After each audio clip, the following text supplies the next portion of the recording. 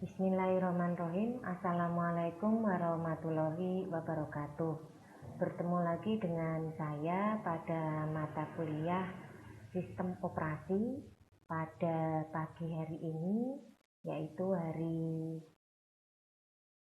Kamis, ya, tanggal 3 September 2020 untuk kelas pagi gelombang 2 sistem operasi. Nah, pada pertemuan yang keempat ini, ya, pada pertemuan yang keempat ini kita nanti akan membahas materi baru. Jadi di sini nanti kita akan membahas tentang komponen dari sistem operasi.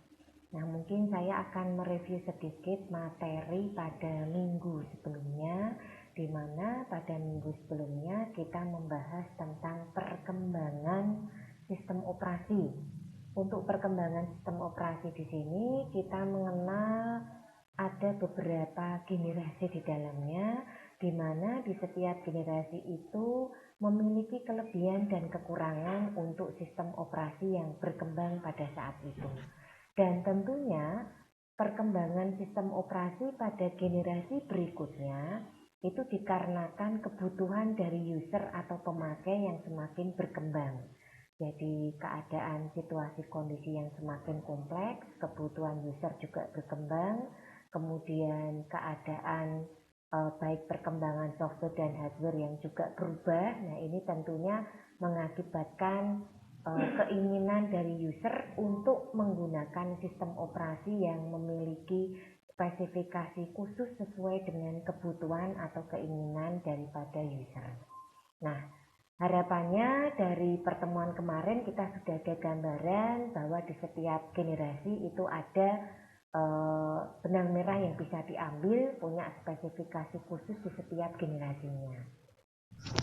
Baiklah, untuk selanjutnya kita langsung saja masuk pada materi pagi hari ini, yaitu membahas tentang komponen dari sistem operasi.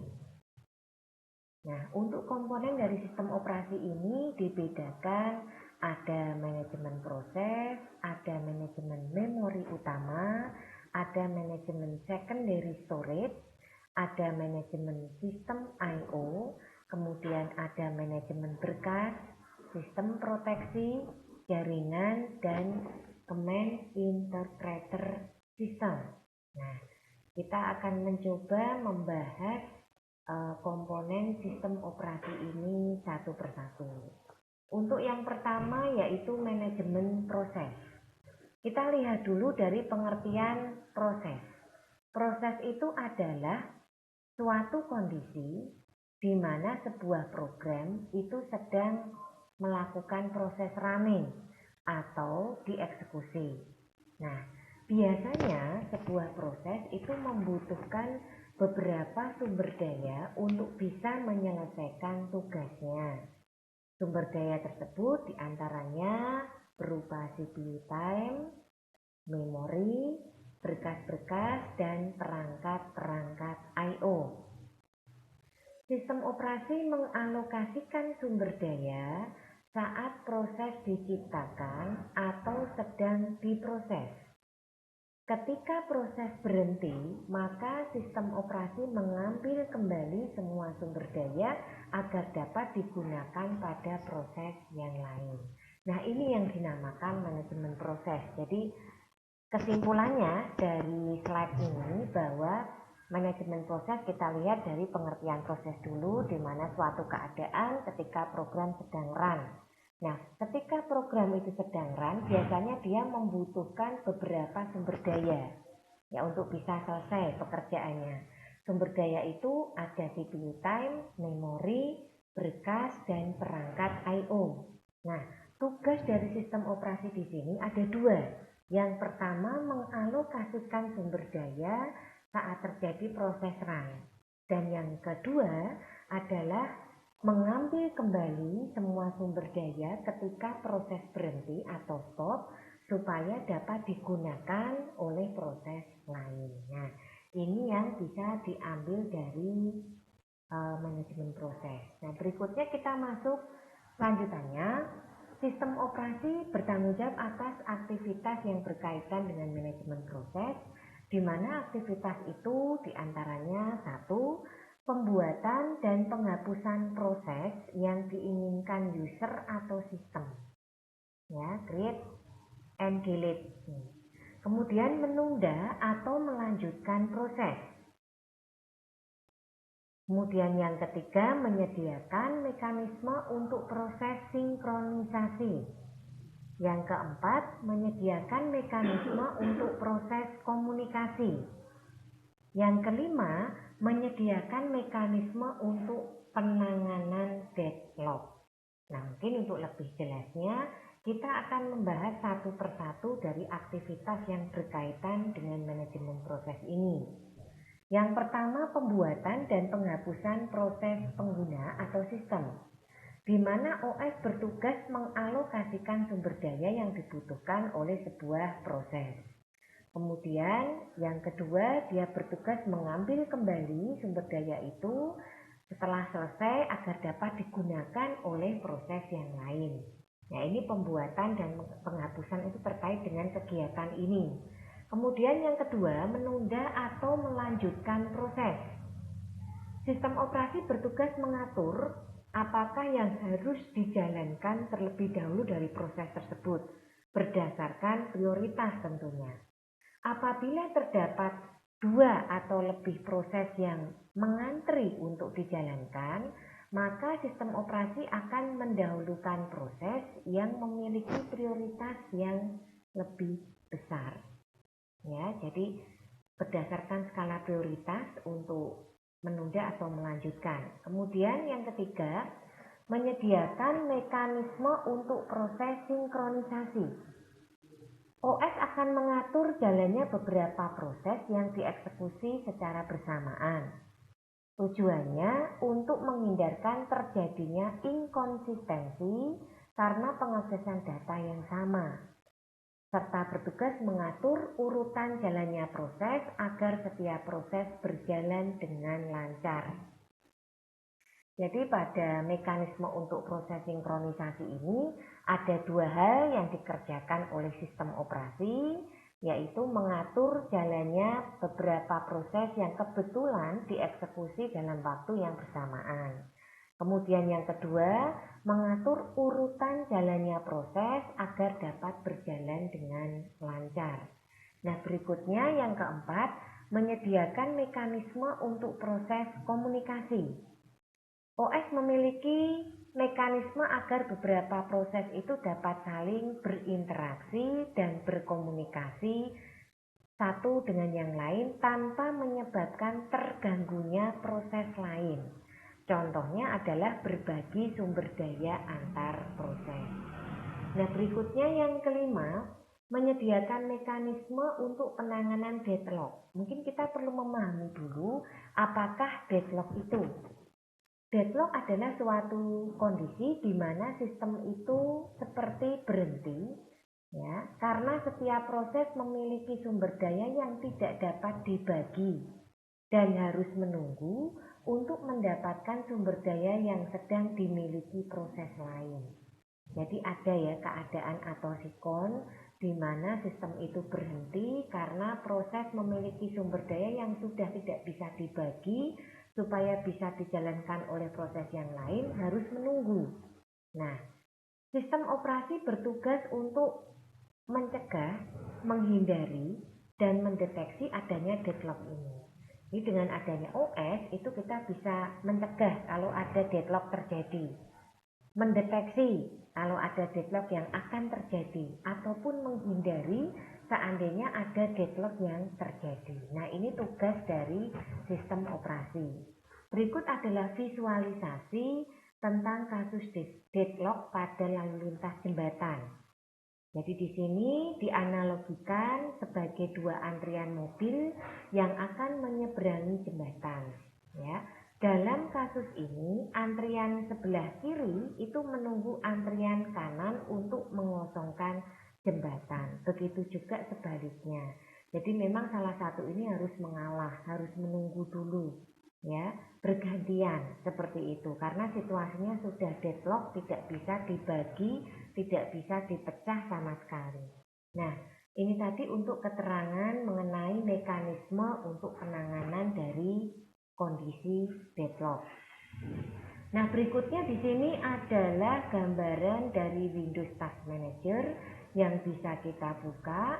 Kalau kita lihat pada bagian yang sebelah kiri di sini ya, ini adalah aplikasi, menunjukkan aplikasi yang berjalan ya, yang sedang run pada saat itu.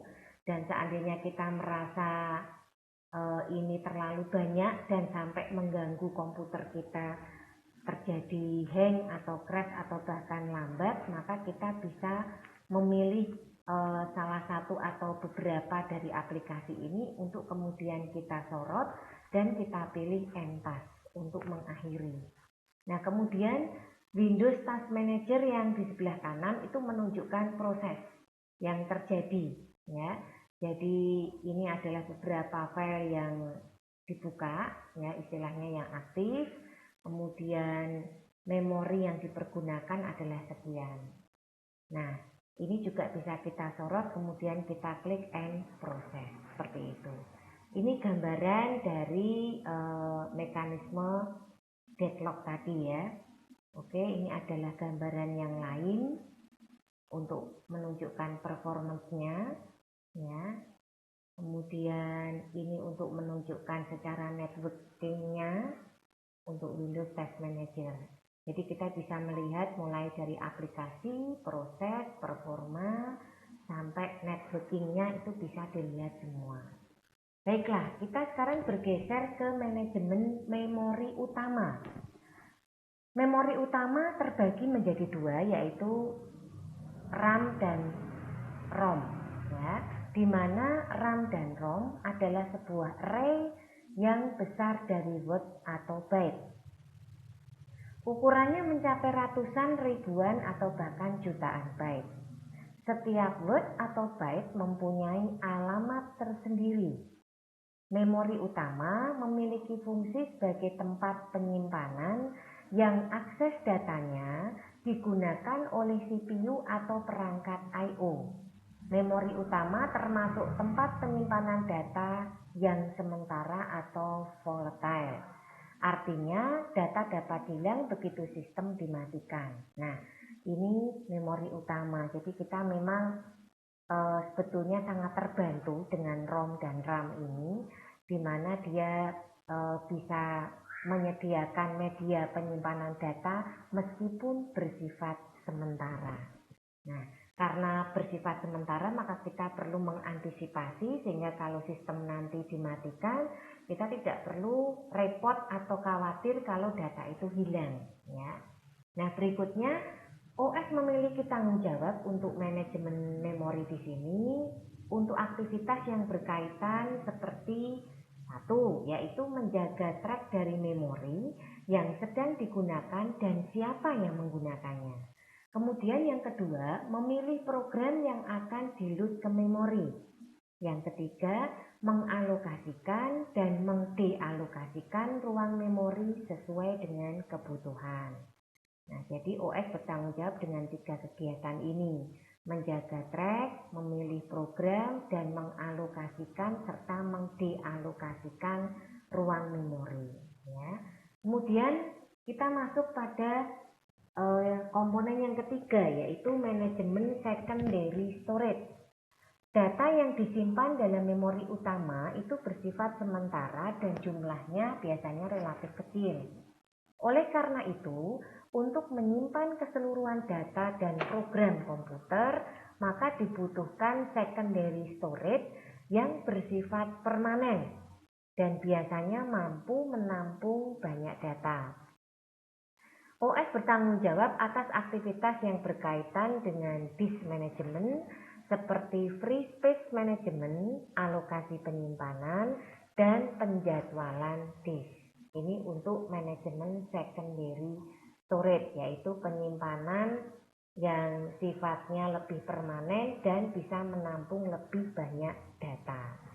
Nah, di sini untuk sarana penyimpanan sekunder biasanya memiliki fungsi-fungsi sebagai berikut.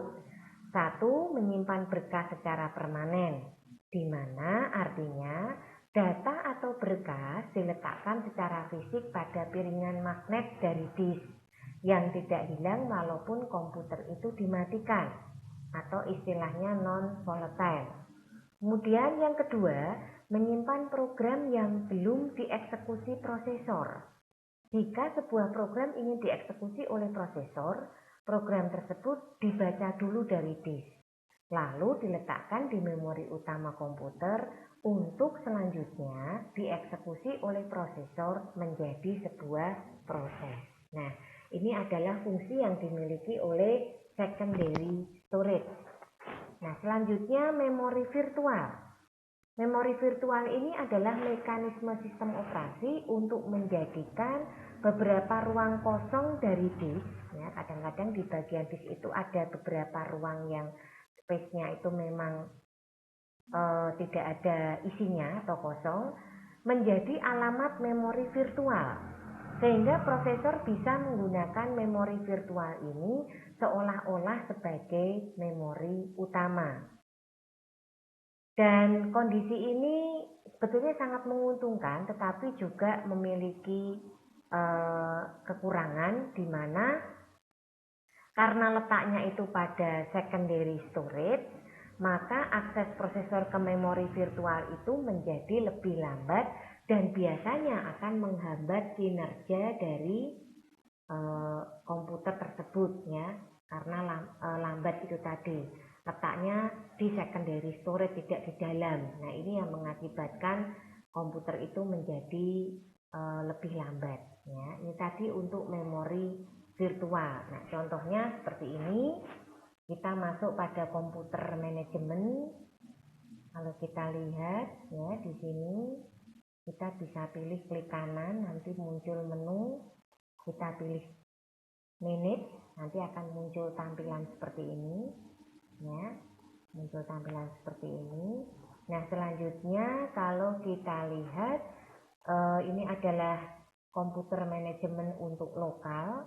Jadi terbagi, ada sistem toolsnya, ada storage, ada service and application.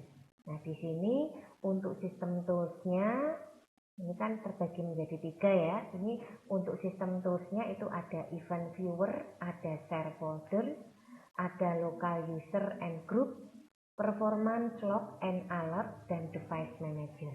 Nah, ini adalah komputer manajemen yang ada di dalam sebuah sistem operasi. Nah, berikutnya untuk disk manajemen. Untuk disk manajemen di sini kita lihat ada isian beberapa drive, ya, di sini, ya, partisi. Ada C, D, E, F, G.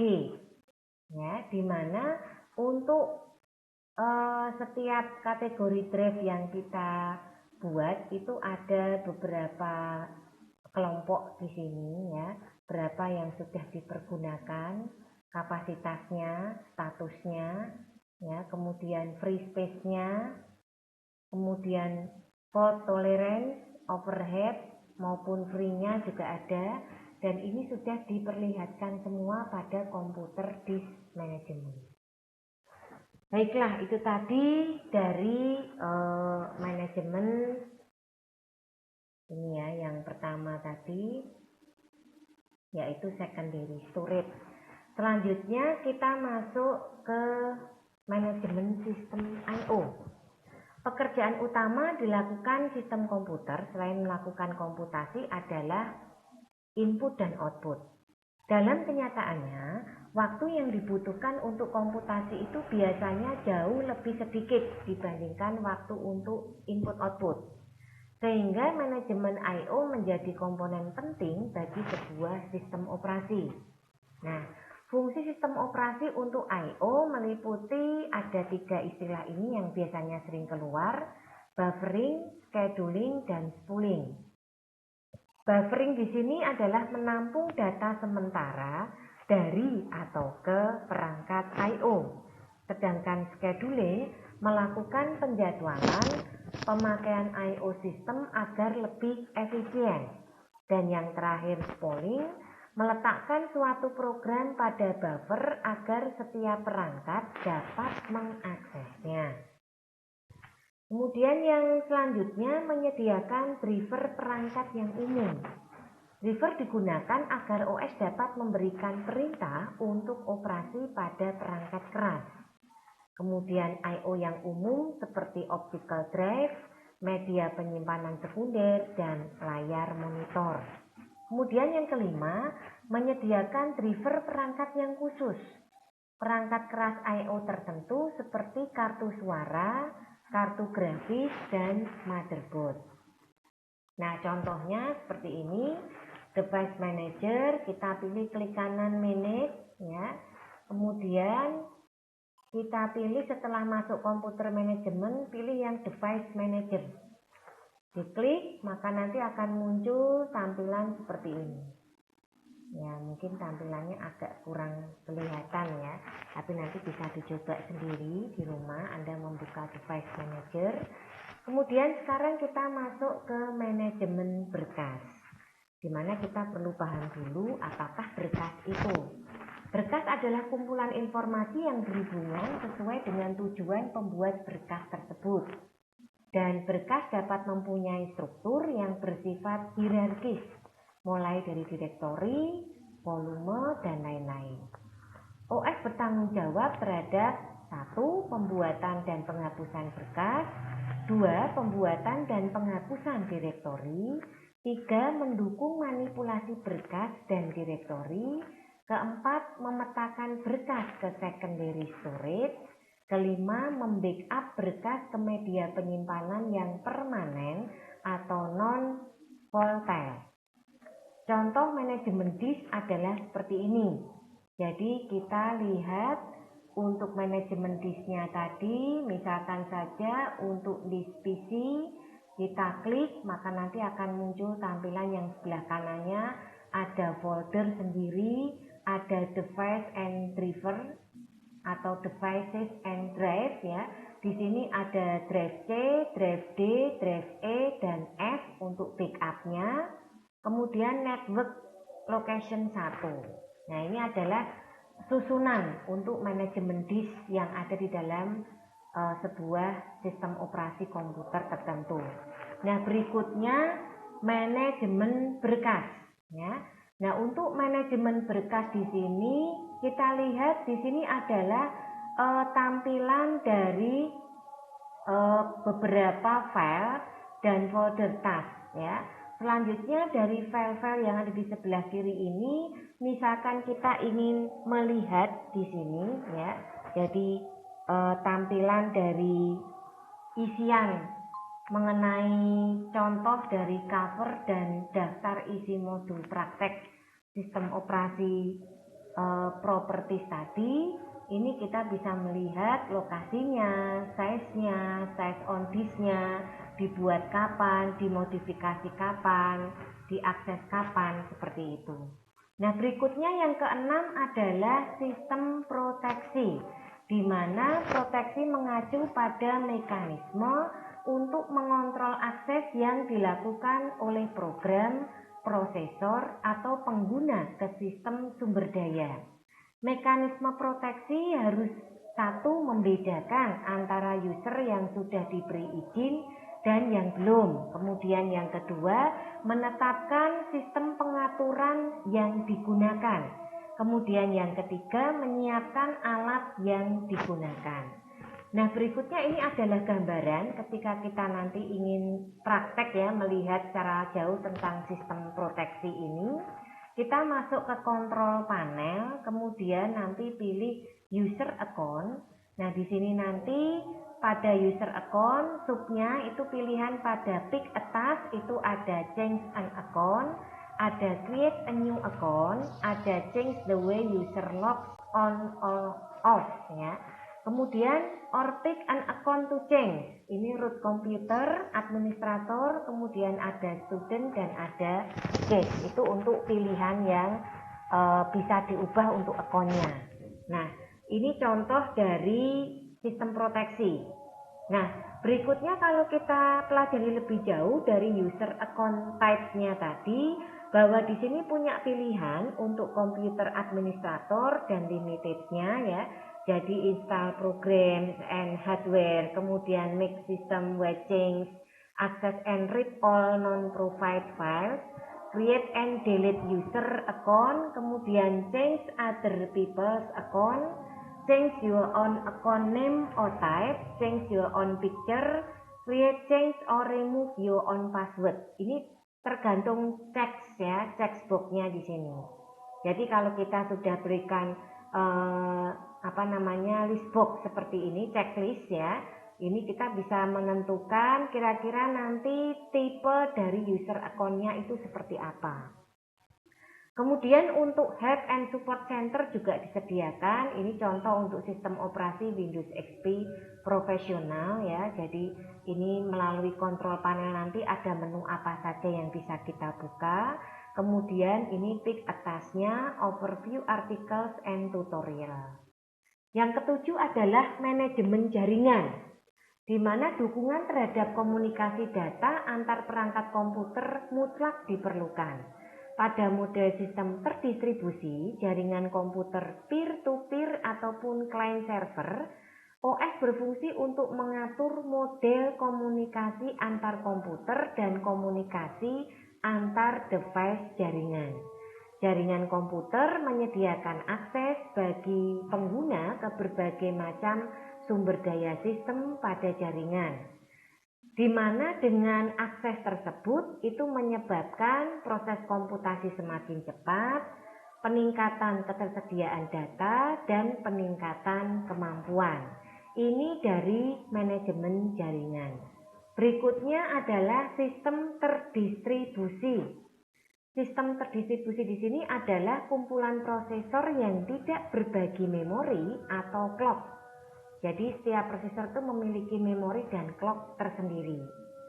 Prosesor tersebut terhubung melalui jaringan komunikasi dan menyediakan akses ke user ke berbagai macam sumber daya. Di mana suatu OS terdistribusi yang sejati itu berjalan pada beberapa buah mesin yang tidak melakukan sharing memori, tetapi terlihat bagi user sebagai satu buah komputer single. Nah, sekarang kita akan membahas perbedaan antara OS jaringan dan OS terdistribusi. Di mana perbedaannya, tiap komputer memiliki sistem operasi sendiri. Kemudian yang kedua, tiap komputer memiliki file sendiri di mana data dapat disimpan. Kemudian sistem operasi masing-masing komputer dapat berbeda. Dan yang terakhir, file sistem dapat digunakan dengan dukungan NFS. Contohnya seperti ini adalah contoh menu ketika kita membuka network connection ya di sini. Nanti kita pilih untuk TCP IP propertiesnya, kita masukkan IP address dan lain-lain untuk bisa connect. Nah, kemudian ini untuk yang menu general, kemudian untuk yang local area connection propertiesnya seperti ini. Jadi sudah berbeda tampilan juga. Kalau yang network seperti ini, yang local area itu seperti ini. Nah, berikutnya command interpreter system, di mana OS menunggu instruksi dari user. Program dapat membaca instruksi dan mengartikan control statement berdasarkan masukan dari user. Umumnya disebut control card interpreter atau command line interpreter. Pada sistem Unix sering disebut juga shell atau konsol. Command interpreter system sangat bervariasi dari OS ke OS yang lain dan disesuaikan dengan tujuan dan teknologi I/O device yang ada. Contohnya adalah CLI dan Windows dengan GUI dan klik drag and drop, pen based atau touch dan lain-lain.